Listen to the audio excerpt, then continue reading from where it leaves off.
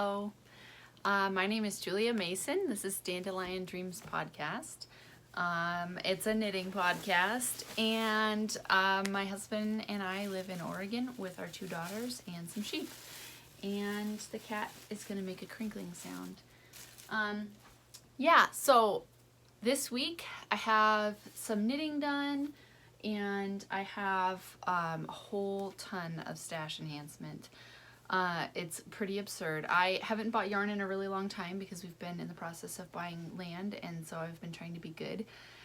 But I went to Oregon Flock and Fiber Festival this weekend, and I found a lot of really good deals that I didn't feel like I could pass up. So I went by myself, which is dangerous, and I just felt like I was a little out of control. But I found really ridiculously good deals on yarn, so that was exciting. At some point I am going to insert some videos of just some footage I took at the festival. I didn't get that exciting of videos. I just felt really awkward like filming people, so then I was like, this is weird, and then I stopped. I had grand intentions of, like filming lots of it and I don't know, talking to people or something, but didn't. It just was too awkward. And I feel self-conscious about my forehead this morning. I don't know why. That's weird. But anyways, to fix that, I will show you my first finished object, which is my Harlow hat. And I did the tails at the top, and then I didn't do the tails at the bottom, so there's still tails. It was fun. The yarn was really fun to work with. I'm not super consistent with my tension on working brioche yet. Okay, so we have a bunch of other like stuff to talk about, but I guess I'll just save that to the end. I'll just talk about knitting first. So this is, right here is my beginning of round, and it's like super tight. It holds the 2 white lines really close together. But when you stretch it out, you can't really tell. So I don't know. I just need to work on it. I guess practice. And here's what it looks like on. Let's see. Oh, I have a hair clip in the back. Should take that out. Whoa.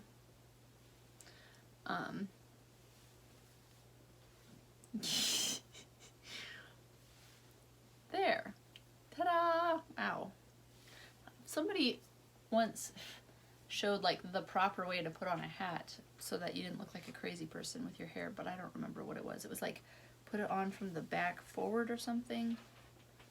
I don't know. Anyways, so that's that. It's twisted. I haven't blocked it yet. I'm wondering if I can block the twist out of the lines. Somebody was saying on Instagram that is caused by tension, but she just said tension, but I'm assuming knitting too tightly. Hopefully, I don't know. And so then I blocked, so in the pictures on the pattern, good grief, I'm all over the place, had it kind of like situated like this, and then like this, and then sticking up, and it's cute like that, but I feel like this one isn't really long enough to do that. I might have bound off too soon. I think I got impatient. So I'm thinking about maybe ripping the crown out and making it longer, and then decreasing, and then doing the crown shaping so that it can be a little like hipster hat. But then I don't know if I'll wear it like that realistically, because I'm set in my ways, so I might just keep it like this. So I don't know. So that's that. I also don't even know if I will wear it that much, because it's kind of funky and fun, and it's just not who I am. Here's the reverse side, which is also nice. I kind of like this side better. So yeah. So that's my first and maybe only finished object, if I don't know if I'm remembering correctly. I think that's my only finished object this week. And my work in progress is, let's see what we have in these different bags. I still have this. I don't recall if I worked on this at all, but this is the Oh, and this is the Harlow Hat. I hope I said that. This is the Pine Forest baby blanket, and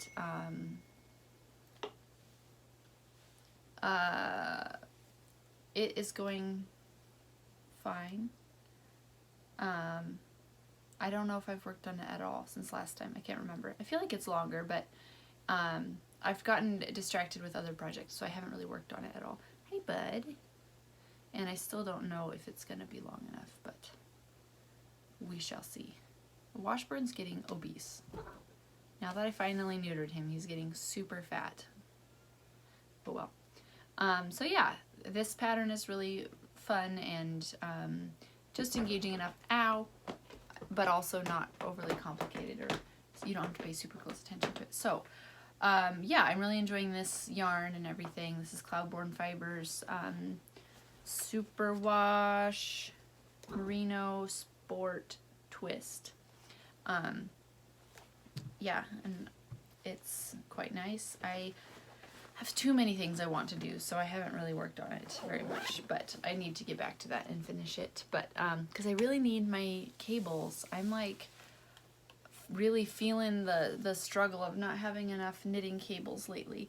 I have the Chalgu red lace set, but I only have the cables that came with it, and it's yeah, feels like not enough lately because I want to cast on everything. And I have projects on my, you know, the like cheap wooden needles. I have projects on those just like waiting, because I really like to knit with my Chalgus, and I don't have enough cables for all of the projects that I want to be working on. So in the spirit of casting on too many things, my next project is a completely spur of the moment thing that I cast on that I had no plans of doing. I have had this yarn in my stash for a long time. It was a hand-me-down from my sister. It's called Patton's Classic Wool Merino. Oh, it is merino. And it's not superwash or anything.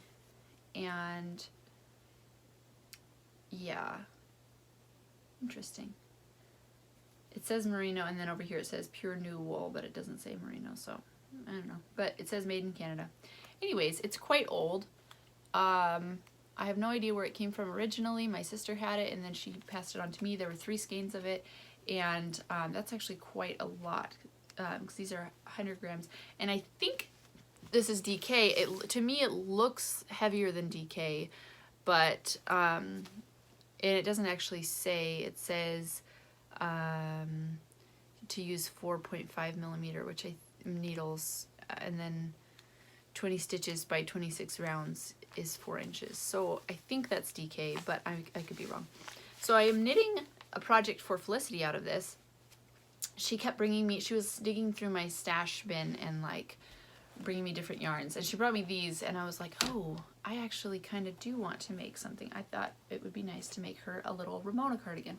So the Ramona cardigan is the blue cardigan that I made a while back, and it's like really beautiful and simple and like such a staple garment. And so it's an adult size pattern, but I decided to just take the principles that she lays out in the pattern and the details and stuff, like these seams that she had, like in this false seam and stuff that she did, and just make my own little tiny one. And obviously it's just for my own personal use, so I don't think she would be offended by me stealing all her ideas. And I did buy the pattern. So anyways, I'm using that to make this little cardigan for Felicity. As you can tell, I haven't got to the sleeves yet, and I just tried it on her this morning because I knitted on it a whole bunch last night, and all of a sudden realized, like, oh, she's pretty small. This might be getting to where I need to do the ribbing. And sure enough, I may be even a few rows past where I should have stopped for the ribbing. Hey, bud, you want to come up here? So I'm gonna do the broken rib ribbing on the bottom, like the original pattern calls for, and then I just have to do the sleeves and the button band and the neckband, and then it's all done and we can match. Hopefully the sleeves are a good size. They feel like they might be a little bit huge for her, but we'll see. I'll do some playing around with that and see what I can come up with. Oh, so nice. He's cuddling me. Oh, he's purring. Oh, you're so nice. What a good boy. So yeah, we'll see. Hopefully the sleeves are a good size. I think I should have stopped, or I should have like joined in the round a little bit sooner, and then the sleeves would have been smaller, but oh well, 'tis what it is. So yeah, hopefully it fits her. We'll see. I mean, it's fitting okay, but I think the sleeves might be a bit puffy, and that's a bummer. But anyways, I'd like to finish this. I started this a few days ago, and it's gone by really fast because it's just simple stockinette. So I'd like to finish that soon so I can have more needles so I can do more things. So that's what's living in this bag. I don't actually think I'm going to use all the yarn. I thought maybe I would, but I don't think so. Hey, buddy. And then next, I guess I will, what's in here? I don't know what's in this bag. It's up here. Oh, things I bought. Okay, cool. I was wondering where that went. So then I guess that's all my knitting, which is not a very large amount, but I feel like I've been knitting a lot, so I don't know. I mean, brioche does take a long time. I have had friends on Instagram or whatever be like, I'm so slow at brioche, but I mean, brioche takes twice as long. You have to do like every round twice, technically, because it's a thicker fabric. So I don't know. It's just slower. That's the way it is. So I don't think you should feel bad about it. Yeah, so that's all I've done. And then, like I said, I went to Flock and Fiber. Me and Daisy went together, and she just rode on my back and was adorable and sweet the whole time. And like at one point she fell asleep and her head was hanging back, which I can't really do because my neck's messed up, but her head was just like hanging straight back, and everyone's like, oh, your poor baby. I'm like, I know, but I don't really want to wake her up. She's sleeping and happy, so and babies are flexible. But anyways, she was really good and only got a little bit fussy one time, and other than that she just hung out and was my silent companion the whole day while I looked at yarns obsessively. And there was tons of beautiful yarn there. It's funny, in the past I have like not noticed so much yarn. I've noticed more fiber for spinning, and I felt like it was a more spinning oriented event. And now I've noticed like that it's like tons of yarns, and I don't know if it's because in the like years ago when I went, it was because I was less into knitting, or if it was just less of a knitting event. I don't know. But it feels like, you know, it felt like I was just being sucked into the vortex of yarn and just knitting things, and it was really exciting. So that was really fun. I ran into a friend there, and who is just getting into knitting a little bit more, and it was fun to see her. So we had a good time. Nicholas and Felicity stayed home, and Nicholas and Felicity had a date. Like, she had been asking to go on a date with Daddy, so they did that, and they had, you know, cinnamon rolls at the local cafe, and that was really sweet. And then he took her for a trail ride on her pony, and yeah, so they had a really fun time, and that was really sweet. And then it was nice to come home and get to be back with them. The night before that, she had spent the night at her, well, no, 2 nights before that, she had spent the night at her Grammy and Gramps' house. So we had not seen her, and so it was nice to, yeah, get together and hang out as a family this weekend. So yeah, that was fun. I guess I'll just show you my yarn. I feel like I'm like stalling or something. I got some good things, so I guess I'll go chronologically from what I found. I started out at the Columbia Custom Carding stand, and they are actually going to be processing my wool from our sheep. And at first I didn't even look at the name that was on the stand. I just walked in because it was the first one. And the cat's falling off of my lap, so I feel like I can't move. Oh, there we go. And so they had this little basket of $1.50 a piece skeins because they were mill ends. And so I got each of these little babies for $1.50 a piece, which is awesome because they're all sorts of fun, different kinds of fibers, and I don't know what they are because it's basically the ends of whatever they spun for somebody. And so, yeah, it's just from different local farms basically, and you don't know what you're getting, but they're nice yarns anyway. So I thought maybe I could do an interesting like color work project with this, just some pattern, geometric pattern or something. I don't know what I would make out of it. So I should probably weigh it and see how much I have here. It feels like maybe, I forget how many grams I think it was. I think it was like 250 grams. So that's quite a lot of yarn. But yeah, I really, really like this gray. Is really, really pretty. And this, one of them has some interesting colors on it, like mixed in, like almost blue spots like that. I don't know what that's about, but it's pretty. So yeah, I don't know what I'm gonna make out of these. So this was the first place I stopped. And I was like, wow, this is really cheap and I could do something fun with this. So I picked up a bunch of these, and I think, oh, I'm missing one. There's one way over there. I thought there was another color in there. So then, and there's this one too, which I think is a really, really pretty color. So yeah, and they all have little bits of hay and things in them, which I think is endearing. So some sort of project out of this, I don't know what. And then I got, where did I go next? I think the next place I stopped was this stand. They're called Knitting Evolution, and they are like machine knitting custom products for people, so hats and gloves and scarves and things. And they're really, really nice people, and I really enjoyed visiting with them.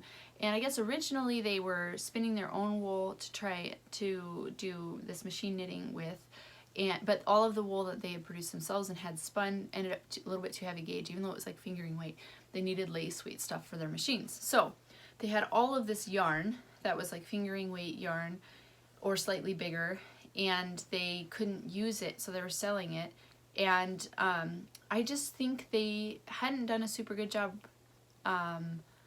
what is the word, marketing themselves, because the yarn was super awesome. I'm like really impressed with it and would buy from them. But I just, yeah, I think they just hadn't done a super good job marketing themselves. They were like selling themselves short with their yarn and being, I mean, I don't know, it's really nice stuff, and so it seems crazy to me that they were selling it for so cheap. But they had boxes and boxes of cones of their own yarn, and here's one of them that I picked up. I'm like, I don't know, I felt like buying all of their stuff, but that would have been a lot of stuff because they had a ton. But anyways, I just felt like buying it all because it was so ridiculously cheap. It was $1 an ounce. That's absurd. So this was a mixture of like merino and I'm not sure what other breeds they had. They have the names of the sheep on here, but the white girls, which is what they, I know that those ones they said were merinos, but I don't know what the brown sheep mixed in here was, but it probably was their Rambouillet. But anyways, this is super nice yarn, actually really soft. I mean, it's very sheepy and woolly, but pretty soft. It's not like the blue baby blanket yarn or whatever, but this is still really, really nice. And this is 5.2 ounces, so this is like almost 2 skeins worth. Not really, not quite 2 skeins, but like a skein and a half. So yeah, really, really nice. Really happy with that. And I think that also people don't find yarn on the cone very visually appealing. So I think that was part of their problem, is it was presented like this, a lot of it was, and it was in like cardboard boxes, or not cardboard boxes, I think they were Rubbermaid bins on the ground, and I think that just wasn't really visually appealing. And I think they were struggling to sell much of their knitted product because like a fiber festival is full of makers and crafters, and people aren't so much interested in things that are already finished products. They want, you know, like tools for crafting or materials for crafting, but they don't want the finished item as much. So I feel like they would be better suited to advertise at like, or not advertise, sell at like farmers markets or something where you're like meeting the general public and, you know, promote the wool there. And yeah, but they had really nice knitted products, and they were knitted like all in one piece without seams, and it's very cool, and I really liked their stuff. But as a knitter, I'm like, I don't want to buy knitted items, I want to make knitted items. So I really took advantage of the yarn that they had for sale, and they said they didn't want to travel home with it. They're from Kennewick, Washington, I think. So I was like, okay, I'll buy a bunch of your yarn. And I sent more people over there too, because I was like, you guys have to see this yarn. Anyhow, I got a sweater's quantity of yarn for Nicholas. I think we went with 2 pounds of yarn because we wanted to make sure I had plenty. I want to do something with cables, so I wanted to make sure I have enough, and hopefully it is enough. I am not sure the gauge of this. It says 3.86 ounces, and then it says count, like, just to look at it. Ooh, maybe not. Yeah, anyways, count is 414, and I think that means yards or meters. I'm not sure. And I forgot to ask when I was there. So the yarn itself, let's see, that piece was deceptively thick. So I was looking at this last night, and it looks kind of thick, and then I pulled off a different little piece, and it's very thin. So I think it's fingering weight. And I found a pattern that I'm gonna try and mix together a few different things. There's a pattern for, Nicholas wants a certain style, and he wants a shawl neck men's sweater. He wants like a fisherman / sheep herder style. I'm like, those are 2 different things. But anyways, and he likes Celtic knots. So I was thinking of taking 3 free patterns. I will have to post the names and images of them in the editing because I don't remember. But I'm going to use the stitch count and the body instructions from a sweater, and then I'm going to take a cable pattern from these free mittens that are on there and insert that pattern as like 2 strips of cables in the front, and then I'm going to take the Ninier, I think it's called Ninier or something like that, cable pattern. It's from a cowl. I'm going to take that and do 1 strip of that down the back.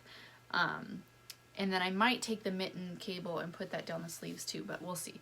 So that is my plan for his sweater. And I got, I think, I don't remember how many, 8 or 9 of these. Beautiful. And this is Rambouillet.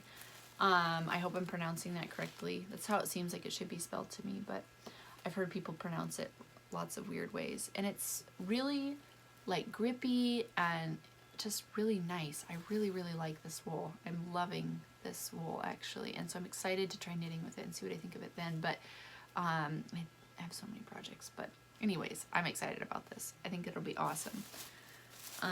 It's too bad it's getting, I don't know, I don't think I have enough time before his birthday to finish it, so it'll probably have to be a Christmas present. And like this little cute one was 1.5 ounces, and I got it, you know, for $1 because they're selling it for $1 an ounce, but they always round it down. So I just got crazy good deal on all of these. So, and then one of these guys slipped out of there somehow. So that's like 2 pounds of wool. I think I paid $33 or something for this. It's absurd. Yeah, really ridiculous. I can't believe that. Like this would be well over, I don't know, $150 worth if they were selling it for what it's really worth of yarn for that sweater. Yeah, and that's typical. Like that's what it should cost. So I kind of feel bad, but like that's how much they were selling it for. So I bought it, and I bought 3 skeins of their merino, just plain white, because I never have white yarn for contrasting with color work. But also I thought if I couldn't find anything else to do with it, I could dye it, maybe experiment with that. And this is really nice. It's really, really, really plush and squishy, just nice merino. And this is from their own sheep.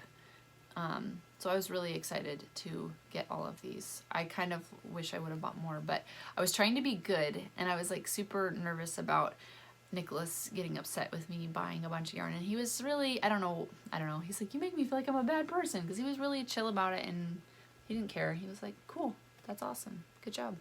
So, and then next I only bought from 3 different places. Next I went to, oh, this is also from them, sorry. And this is alpaca, and it's really, really nice, very soft. It was $5 for this.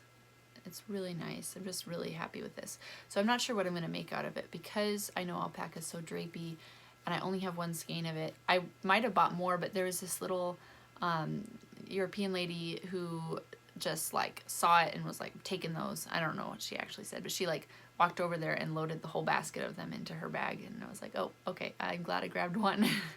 But anyways, these have like ends that will have to be spit felted together because I guess I think she was saying they were mill ends too, but that's okay. It's a good price. So I'm thinking, I don't know if I'm gonna make a shawl or something out of this because it's alpaca and it's so drapey and stretchy, or it stretches out so much. I don't really want to make a hat or something and have it just turn into a bag. So I still don't have a plan for that. But that is that.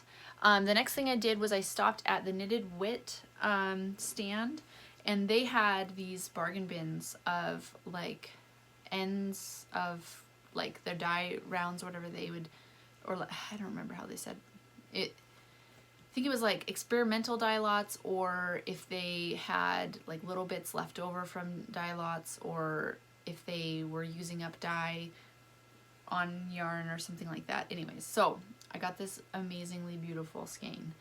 I was trying to be really good. So these were $3 an ounce, and that's still a really good price, especially considering this base is like a really, really nice yarn. And then the colorway is super gorgeous. It's got like this purple in here and this beautiful green, teal, and gray, and it's just like so awesome. I love this colorway so much. And I am not sure how it's gonna knit up, but I just don't even care. It's super gorgeous, and I have no idea what I'm gonna make out of it. So first I went there and I picked out this, and I was trying to be really good and not get too many things. And I think this was, I don't know, 3 ounces or something, maybe 2.5. So I got this little guy, and I was very pleased with that. And then I could not help myself, and I stopped by there later, and I like picked through the yarn, and I was trying to find something that was outside my comfort zone, and I completely failed because I got these beautiful, these colorways. I think she called it Oregon Sky or something. So this is one of her regular colorways, but it's so pretty and I love it, and I have no idea. Oh, I think there's 4 of them. No idea what I'm going to make out of this. But so this is about a skein's worth, maybe a little bit more. Yeah, no idea, but it's just really gorgeous, and it actually ended up going quite well with this. So yeah, I really have no idea. If you have any ideas, feel free to shoot them my way or comment and let me know what you think I should make out of all of this stuff, because I need pattern ideas. I spent like an hour on Ravelry last night trying to find a pattern for Nicholas's sweater, and I'm like, this is exhausting. I just want to sit here and knit. And then I already showed you this from the other place, but yeah, so that is what I bought the first day, and I was really pleased with all of this. I don't know what I'm going to make out of it, so I've stashed these guys in here because they're special and I want them to be safe because Felicity is obsessed with them. So the next day, actually on my way out from the festival, the first day I ran into, or I passed by the Columbia Custom Carding and then read their sign and realized, oh, you are the mill that I'm supposed to be taking my wool to. And so I asked if it was all right if I bring my fleeces to them so that I could actually get them done. And they were like, yeah, sure, just, you know, come by around closing tomorrow. So we made it in time yesterday to drop off our fleeces, and we took all of them out there and filled out the paperwork, and they took them. So we are finally getting our wool milled. Hallelujah. And it saved me like a 2-hour drive. That's you know, pretty much the main reason I haven't got it done yet, is it's a long drive and with little kids, and I'm lazy, I guess. So and I also just, like, I didn't really want to spend the money on it with Nicholas. I mean, not with Nicholas, with us buying the property. By the way, I can't believe I haven't said this yet. We got the property and we own it now. So that's crazy. Yeah. But yeah. Anyways, Nicholas encouraged me to take the yarn to the mill, is what I'm trying to say. So, yeah. And I guess that segues into, oh, sorry, one more stash enhancement. So because we went back yesterday and I had Felicity with me this time, I took her back over to the bargain bins and I told her she could pick some things out. Well, this is like literally when they're packing up and closing, so they had dropped the price to $1 an ounce for the Knitted Wit yarns, and I got all sorts of little tiny skeins. I I got some really weird ones. Like this is totally outside my comfort zone. But, and they come in these little, like each stripe is a different skein of its own. So I don't know what I'm going to do with these. No idea. The green is really nice, and I could definitely see myself making something out of it, but I just don't know what I'm going to do with this gold. And then I got 2 of these little guys, and the other one, though, I didn't notice until this morning, they're a little bit different base. So this is a little bit heavier gauge and rougher, I think, and then this is a little bit finer. So I was thinking I could use them together, but they're kind of a different base, which bothers me. So yeah, those are those 2 little guys. And like I said, each color is its own little skein. I love this colorway, but I only have a little bit of that. So I'm thinking for this, I will have, I might make Felicity some socks and do some contrasting heels and toes with this pretty pink purple color. So that's those little guys. I love this. When Felicity saw this, she was, oh wow, it's really bright. She was like, whoa! And she kept being like, it's bright! I'm like, do you have to hold it that close to your eyeball to tell that it's bright? It was funny. She was silly. So yeah, each of them, like I said, is separate, so I can pull them apart and use them separately from each other. But they look quite nice together, so I don't know what I'm going to do. But yeah, it's just very, very pretty. But yeah, so I chose to get pretty much all fingering weight because I figured with such small increments of yarn that it would be better to have it in fingering weight so I could actually knit for some time before having to felt it together. And I don't know, I feel like you can get more satisfaction from knitting fingering weight when you have very small quantities. That's just me. And then there's these ones. Once again, those are all separate colors. Purple and bluey purple and red. And I just need to like mix and match these and see what I come up with. I really like these colors, dark purple and this like greeny gray thing. And see here. I can't believe wash is in my lap. This is crazy. And then navy blue and bright turquoise and this really beautiful green that actually kind of matches this green. Oh, he fell out of my lap. So like I said, have no idea what I'm gonna make, but, and then this, I think this is the last one. It's like brown and purple and navy. So I just kind of started grabbing things, and then Nicholas was like, I don't care, take as much as you want. Like kind of wish I went a little bit more crazy because the price was really good and I could make really fun things with all of these. But it's okay, I got a ton. And so this was 9 ounces, and she was like, because they were packing up and she's really nice, she was like, oh, just give me $5 for it. So I was like, okay, thank you. Like, that's awesome. It was such a good deal. And she was really nice, and I got to talk to her for a little bit. But yeah, so everyone was super nice, as always, because knitting people are awesome. And I had a really good time.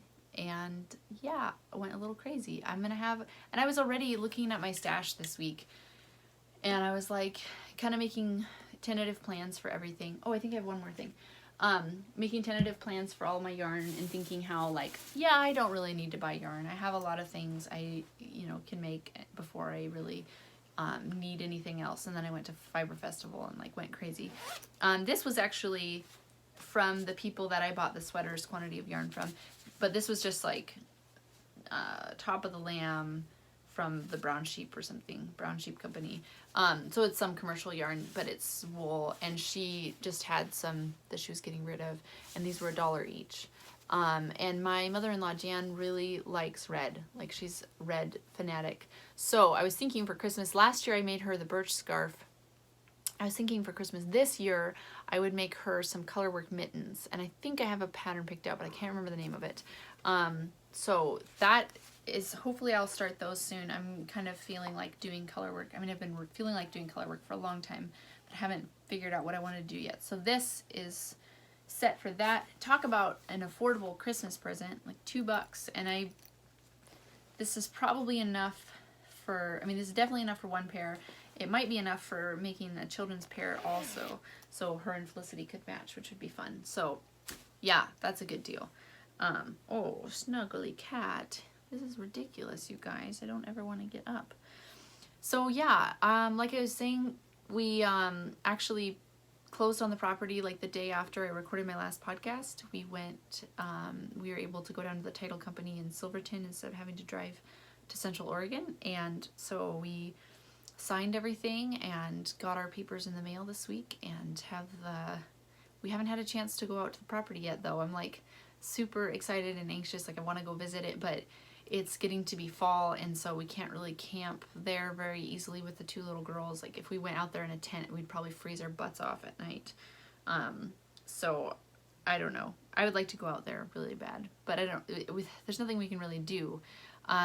We could go into the county and like talk to them and fill out applications for the septic perk test and all that stuff, but I mean I could do that through the mail too, so I don't really need to drive out there to do that. Ow! But we're gonna have to meet someone out there to do the perk test because of the locked gates. So you are mean. Why are you being so mean to me? I thought you were being nice. And then we got our quote back for the well, and it's better than expected, but could easily go twice as much as they say, because that's the way wells are. So yeah, it'll be a while before we can live out there. Ow, you are mean. He's biting me. Ouch.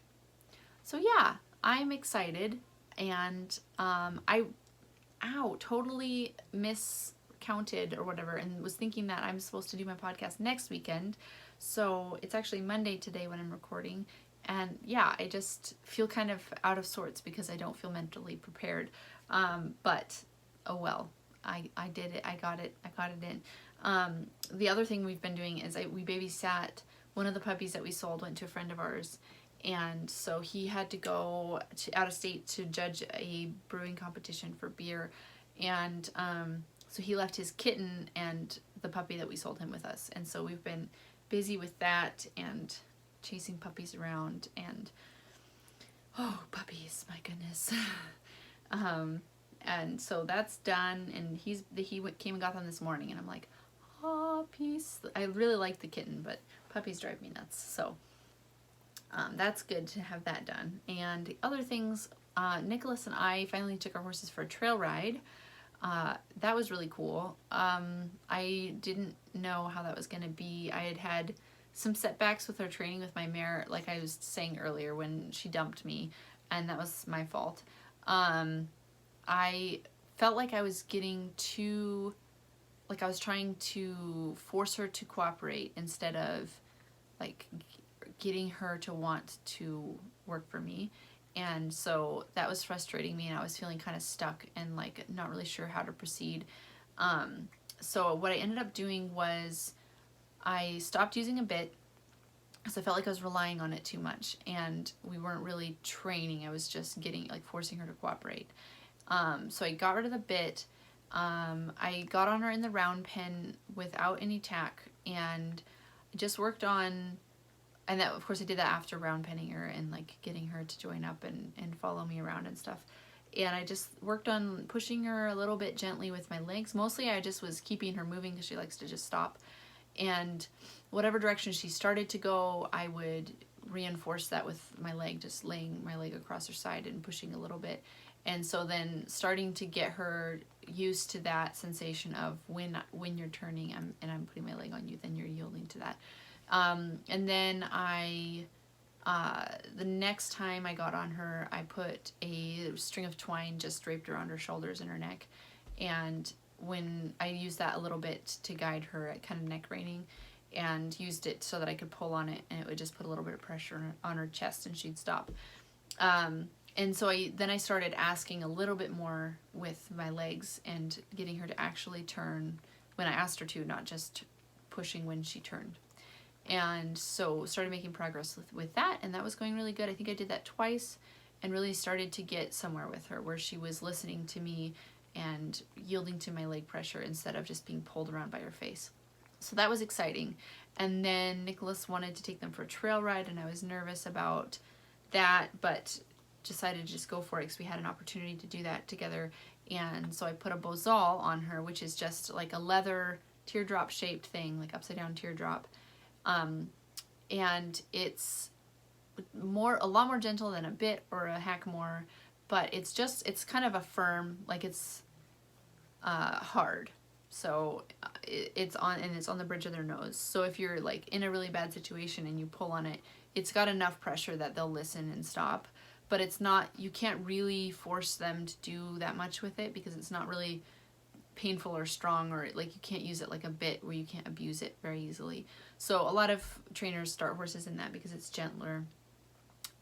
So I rode her in the bozal and just, worked on neck reining, so not really forcing her, not really pulling her around. And she did super great. And she loved going out on the trails. One of the main struggles that we've been having is that we've been riding in the arena or the round pen, and she's just bored. So she just doesn't really want to cooperate, and she wants to eat, or she wants to visit with other horses, or she wants to do all these other things, but she doesn't want to actually work. And so going out on the trails was super good for her because she was like, this is fun, I'm interested, I'm engaged, and she was like with me and doing it. The only downside was there was a one rocky area, and her feet, I had just trimmed her and was getting caught up on having not done them regularly enough. And so there was a really rocky area that we rode through, and I should have gotten off and led her through it. So after that, she was a little bit tenderfooted, but she's been fine since the next day she was fine. But the rest of the ride, she was a little bit more sensitive. But anyways, other than that, she did super good, and I was really, really pleased with her, and I didn't have to be forcing her to do anything, and I felt like we've started to make some progress. I feel like it's different. I've always had, so I started out with a thoroughbred was my first horse, and they're like they're neurotic and crazy, but they're not wild. I mean, that sounds weird. Mustangs are not as domesticated, and they're not looking to you for anything. They're just like tolerating you.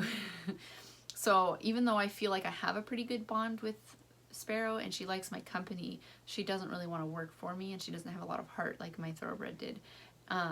And so that's been different and interesting to work through. And now I feel like she's finally starting to like respect me, and we're having like more of a mutual respect than like, it's different. It's interesting. So I'm enjoying learning and getting better. I feel like it is pushing my training and getting better. So that's cool. I'm excited. I don't want to ride a horse and just drag it around by a piece of metal in its mouth and force it to do what I want. I want to get her to be really supple and responsive to very light cues.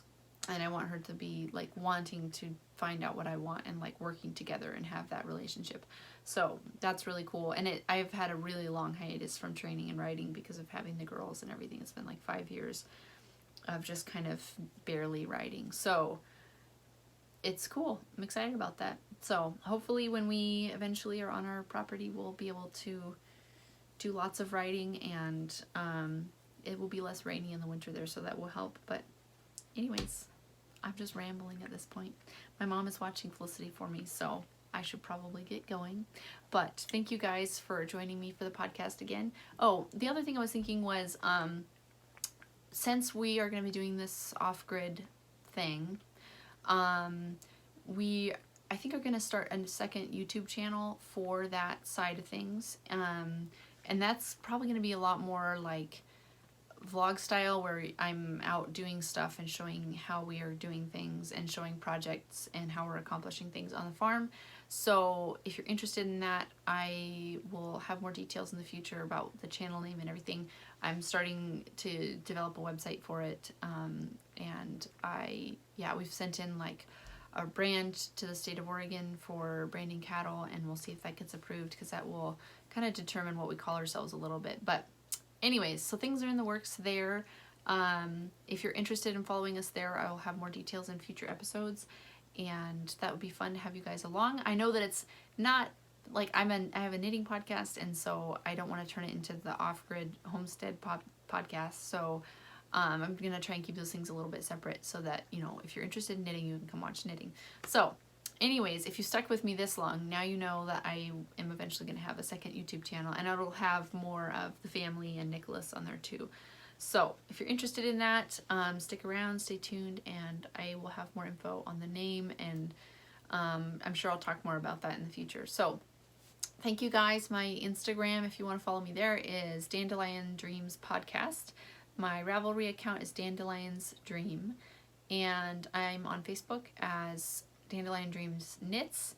So thank you guys so much for watching, and oh yeah, and I hit 500 followers on, or YouTube subscriptions, yeah. So that's exciting. Thank you guys so much for watching. It really means a ton to me. And like I said, if you have not done so already, it would be great if you could like and subscribe. I'm always love to see comments from people and see what you guys are working on and talk to you guys, so feel free to reach out, and thank you guys for watching. Bye!